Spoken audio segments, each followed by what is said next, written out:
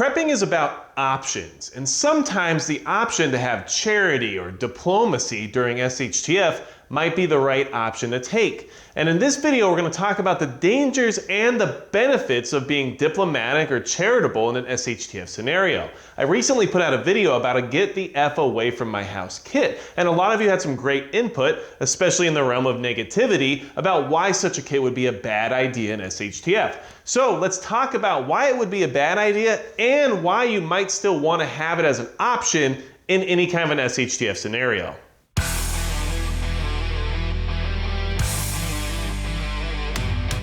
Hey everybody, it's Magic Prepper, and today we're going to talk about diplomacy and the benefit of charity and SHTF and when and where you can have dangers from it as well as benefits from it. There are a lot of different situations that could occur during any kind of an emergency scenario, and not every situation requires the same exact approach, and having options is extremely important whenever you're preparing for SHTF in general. So if you want to have more options and you're trying to keep your mind open to the possibilities of what SHTF might be like, then hit the subscribe button below, because yes, sometimes they're going to put out content that you might not agree with, but I want to at least utilize that situation to see if we can come to an understanding as to why it could be beneficial, as well as why you might be right about the negative aspects about said content. Now, what I'm referring to is the Get the F Away from My House kit I recently put a video out about.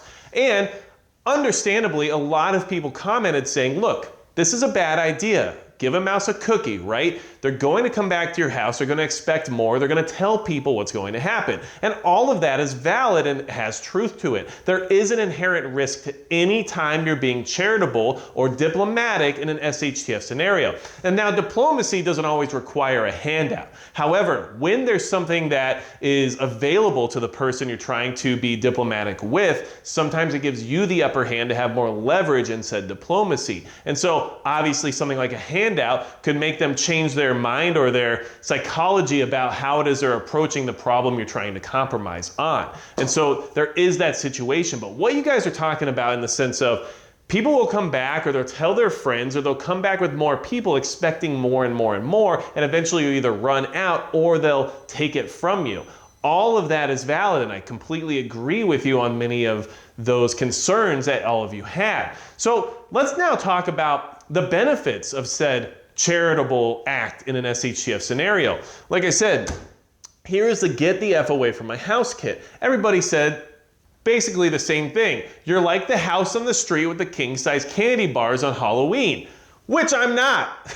Don't come to my house for candy, I promise. You won't enjoy the dum-dums you're gonna get in a bowl out front. But what I'm trying to say is that yes, this could create that exact problem you're talking about. But there are times and there are places for where having something like a charitable act could definitely help you in an SHTF scenario and help you survive. So let's talk about those now, okay? So not every interaction requires escalation. And what do I mean by that, okay? So a lot of the responses were based on the idea of, look, someone comes to my house, they're going to leave because I'm going to make them leave in a negative way, which is understandable. And of course, we all have to be very cautious about what we do or how we act, especially when it comes to our security during an SHTF event. But not every situation needs to escalate, because in acting aggressively towards somebody who's coming to you for help, or acting aggressively towards somebody who's coming to you with the sense of being malicious, you could possibly escalate the situation in that moment and create a worse situation than what you would have had to deal with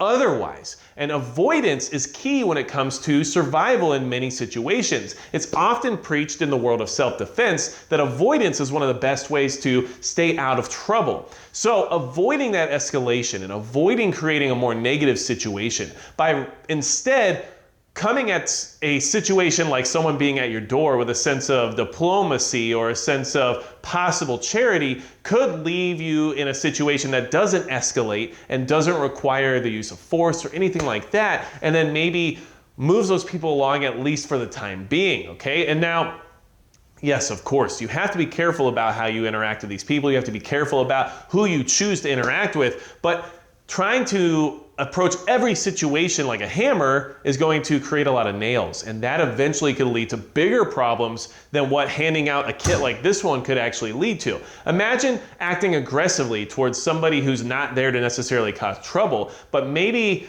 their spouse, who's not there with them at the time, finds out about the way that you approach them and decides that now they're going to come back in a way that you're going to find very negative as well. Every interaction could have consequences. And so that's why having these options are important. You need to have the option to deny somebody access, but you also need to have the option to placate somebody if need be. You see where I'm going with this, okay? So another situation that you need to consider, and this is something that a lot of you brought up, which I thought was very valuable, okay?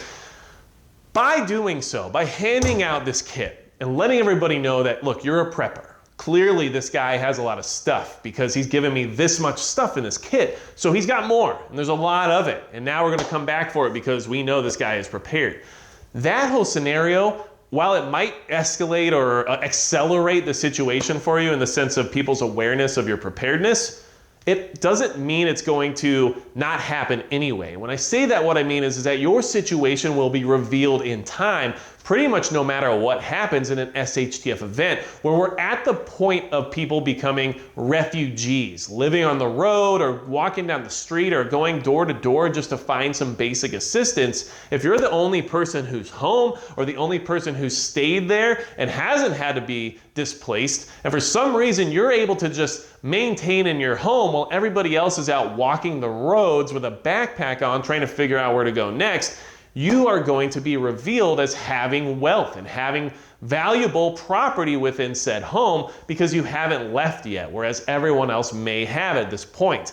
This is just something else I wanted you to consider. It's not about necessarily giving everything away by having a kit like this. Sometimes those people who show up are going to know you have things already. If you don't think your neighbors or the people who live nearby you have at least some concept about how you operate or what it is you do or what you may or may not have, then you're being naive about people's level of attention to their surrounding areas. Because yes, some people have zero situational awareness, but I guarantee you there is that nosy Karen neighbor down the street somewhere who knows that one time you pulled up in your truck and you had all those water storage containers in the back that she's never seen again might allude to the fact that you store water for some reason or another within your home. These are things you have to consider. And if everybody else is displaced and everybody else is at the point of desperation where they're going door to door or going to your home to try to find out if there's some way to receive help, and you're still there, you haven't left yet, they're going to understand that you already do have something, okay? So I just wanted to bring that to your attention as another reason to why a kit like this might be important. It's not because you're not gonna give away your situation, but it might buy you time. When I say that, what I mean is that when people show up and they're desperate and they need something, and maybe they are malicious and maybe they have intent to be violent or, come at you with force in order to take what you have.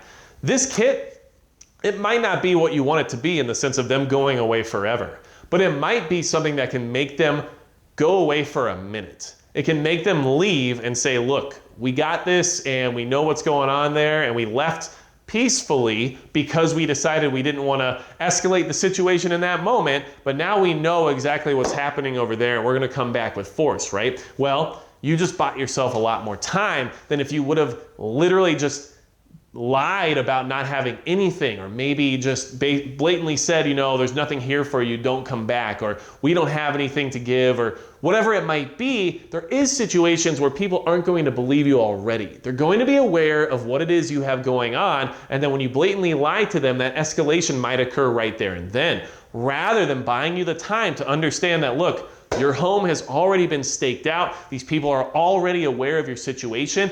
Here's this kit. Thanks so much. Wish I could do more. Have a great day. And now you know you got to get going. Or you have to figure out what it is exactly you're going to do to defend your perimeter, because you have to expect that something's going to happen next. And it doesn't necessarily solve the problem, but it does buy you the time to be better prepared for whatever occurs afterward. So these are considerations that I wanted you guys to think about, okay? This is important.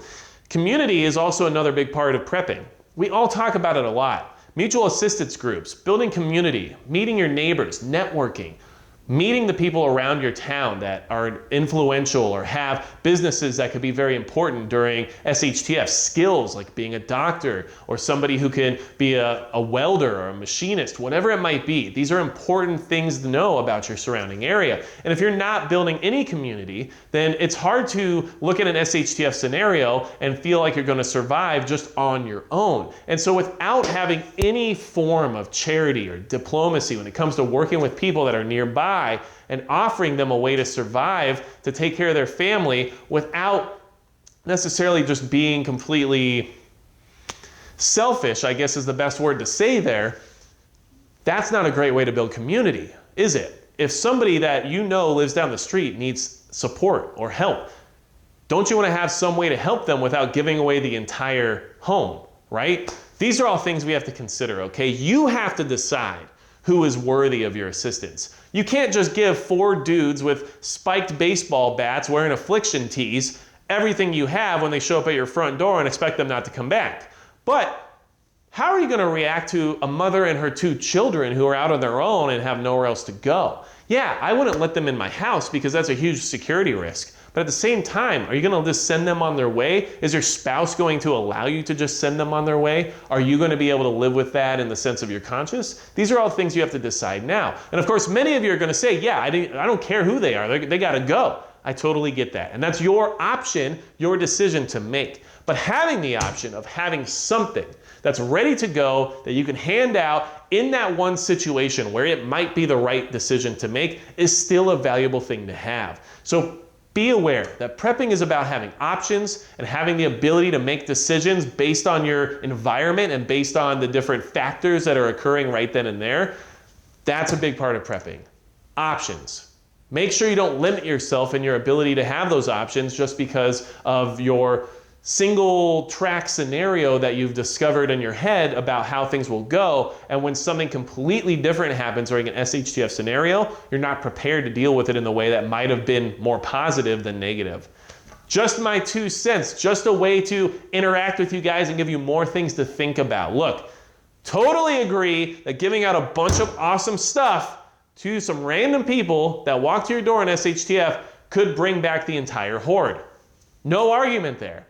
But are there scenarios where something like this might come in handy and might actually allow you to survive a little bit longer? Of course there are, because diplomacy and charity have gotten people a really long ways when it comes to community disasters and people coming together to try to survive a situation that they wish they had never been in before, okay? So, wanted to bring this to your attention, wanted to address it. I thought this was a good topic for us to discuss. And like I said, if you ever have anything else for me, just let me know in the comments below. Let me know exactly your thoughts. Look, options. I'm not saying this is the best answer. What I'm saying is that there's situations where you might wish you had it. Just my 2 cents. Thank you guys so much, and that's going to be it for Magic Prep.